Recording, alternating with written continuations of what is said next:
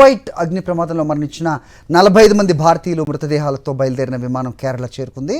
ఈ ప్రమాదంలో కేరళకు చెందిన 23 మంది చనిపోయారు. అయితే ఘటనలో మృతదేహాలు గుర్తుపట్టలేనంతగా మారడంతో DNA పరీక్షలు నిర్వహించేందుకు అక్కడి ప్రభుత్వం సిద్ధమైంది. దీనికోసం ఎయిర్పోర్ట్ వద్ద అంబులెన్స్లను సిద్ధం చేశారు. సీఎం పినరయి విజయన్ కూడా ఎయిర్పోర్ట్కు చేరుకున్నారు. బాధిత కుటుంబాలకు ప్రభుత్వం అండగా ఉంటుందని భరోసా ఇచ్చారు. కువైట్ అగ్ని ప్రమాదంలో మరణించిన 45 మంది భారతీయులు మృతదేహాలతో బయలుదేరిన విమానం కేరళ చేరుకుంది. ఈ ప్రమాదంలో కేరళకు చెందిన 23 మంది చనిపోయారు.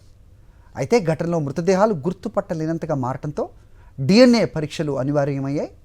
DNA ఎగ్జామ్ నిర్వహించేందుకు అక్కడి ప్రభుత్వం సిద్ధమైంది. దీనికోసం ఎయిర్పోర్ట్ వద్ద అంబులెన్స్లను సిద్ధం చేశారు. సీఎం పినరయి విజయన్ కూడా ఎయిర్పోర్ట్కు చేరుకున్నారు. బాధిత కుటుంబాలకు ప్రభుత్వం అండగా ఉంటుందని భరోసా ఇచ్చారు.